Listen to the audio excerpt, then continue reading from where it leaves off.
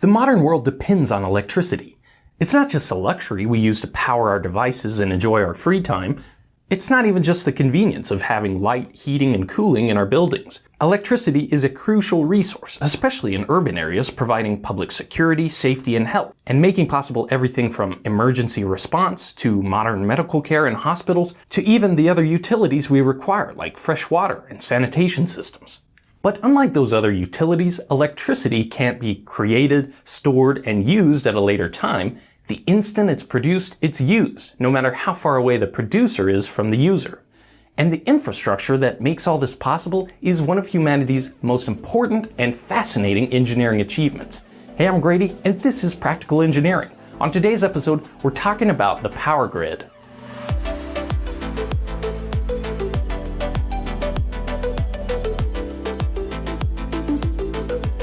This video is sponsored by NordVPN. Visit nordvpn.com/practicalengineering to get 75% off a 3-year plan. More on that later.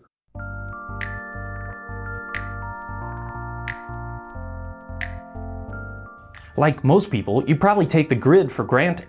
Electrical infrastructure is so ubiquitous, it's easy not to notice that most of our power grid is out in the open for anyone to have a look.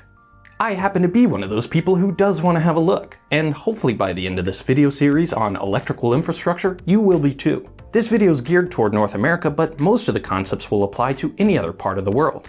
And just to give you a sense of scale, there are only 4 distinct electrical grids that service essentially all of North America. You have the 2 big ones, Western and Eastern, and the 2 electrical separatists, Quebec and Texas.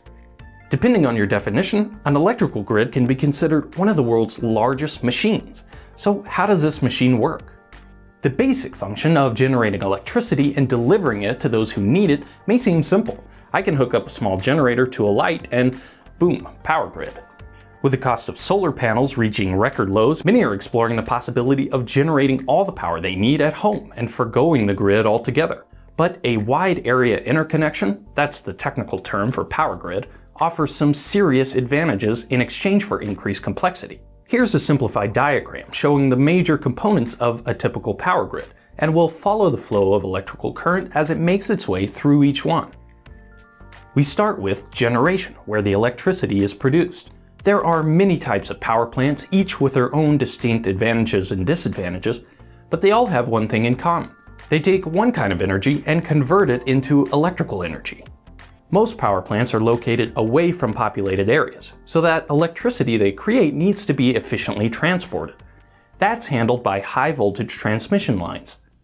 At the plant, transformers boost the voltage to minimize losses within these lines as electricity makes its way to the areas that need it. Once it reaches populated areas, transformers then step down the power back to a safer and more practical voltage. This is done at a substation, which also has equipment to regulate the quality of electricity and breakers to isolate potential faults. Some energy customers draw power directly from the transmission lines, but most are served from feeder lines that carry power from the substation. This part of the system is called distribution.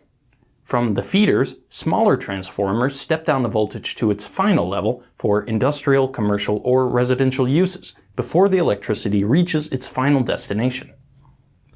Rather than a constant flow of current in a single direction, called direct current, or DC, the vast majority of the power grid uses alternating current, or AC, where the direction of voltage and current are constantly switching, 60 times per second in North America. The major advantage of AC power is that it's easy to step up or down voltages, a critical part of efficiently and safely moving electricity from producer to consumer. The device that performs this important role, called a transformer, is as simple as a pair of coils next to one another. A varying voltage in one coil induces a voltage in the other coil proportional to the number of turns in each one. If the current doesn't vary, like in direct current, the transformer can't do any transforming. It's helpful to think of the grid as a marketplace. Power producers bring their electricity to the market by connecting to the power grid, and power consumers purchase that electricity for use in their home or business. The economics and politics of the grid are so much more complicated than this, but the important part of the analogy is that in many ways, the power grid is a shared resource. Because of that, it needs organizations to oversee and establish rules about how each participant in the producing, transmitting, and consuming of power may use it. And there are three overarching technical goals that engineers use to design and maintain the power grid. The first one is power quality. Our electrical devices and equipment are designed assuming that the power coming from the grid has certain parameters, mainly that the voltage and frequency are correct and stable. Some devices even count the oscillations in the AC grid power to keep track of time, so it's critical that grid frequency not deviate. Changes in voltage can lead to brownouts or surges that damage connected equipment. One of the benefits of large power grids is electrical inertia. All those huge spinning generators connected together provide momentum that smooths out the ripples and spikes that can occur from equipment faults or quickly changing electrical loads. The next technical goal of the grid is reliability. If, like most people, you take the constant availability of power for granted, that's by design. Much of the grid's complexity comes from how we manage faults and provide redundancy so that you're rarely faced with blackout conditions. It's another inherent benefit of a grid that electricity can be rerouted when a piece of equipment is out of service, whether it was planned or otherwise. The final goal of the power grid is simply that the supply meet the demand.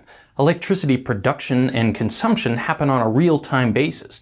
That means if it's plugged in, the light from the screen you're watching right now was a drop of water in a turbine or a breeze across a windmill just microseconds ago. And by the way, did you call your utility and let them know that you were going to be turning on your computer or phone to watch this video?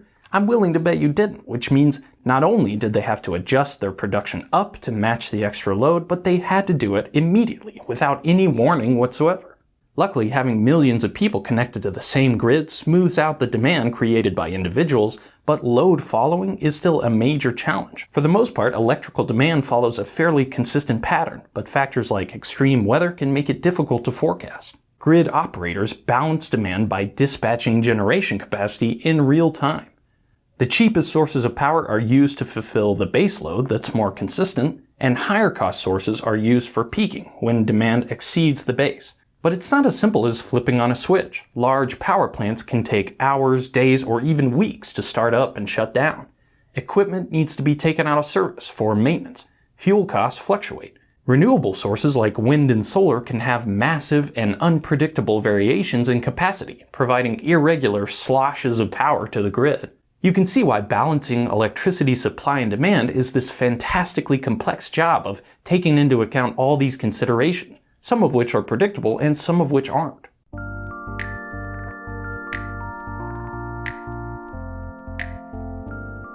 That's part of the reason we're trying to make the grid smarter by using software, sensors, and devices capable of communicating with each other. On the supply side, this can allow computers and software to do what they do best, take in and process huge amounts of data to help us make decisions about how to manage the grid. But a smart grid can also help on the demand side as well. Unlike most of the goods we buy, consumers don't have a keen understanding of power, how much we're using, or how much it should cost, depending on the time of day or year. A smart grid can take away some of that obfuscation, allowing us to make decisions about how we use electricity in our day-to-day lives. Ultimately, the smart grid can help us use and take care of this huge machine, this shared resource we call the power grid, more effectively and efficiently now and into the future. Just like electricity, internet connectivity is a resource on which we depend more and more. I work on these videos in my spare time, which means I'm connecting to all kinds of sketchy networks wherever I happen to be. That's why I use NordVPN. A lot of people don't realize how vulnerable you can be when connecting to unsecured Wi-Fi networks at coffee shops, airports, convention centers, etc. One stolen password can completely mess up your finances or worse. What I love best about NordVPN is that I don't have to balance inconvenience with the possibility of having my identity stolen or computer exposed to malware, because it's so easy to use. I just load the app, click connect, and it's done. There's no limit on bandwidth, and it works on all my devices. I have insurance on my car in case I get into an accident. I lock the doors on my house in case of an intruder, and I use NordVPN, especially when I'm on public Wi-Fi networks, to protect myself against hackers and malware. If your privacy and security online is important to you, they're offering an awesome discount to fans of the channel. Visit nordvpn.com/practicalengineering or click the link in the description below to get 75% off a 3-year plan. Use promo code PRACTICALENGINEERING to get an extra month free. Thank you for watching, and let me know what you think.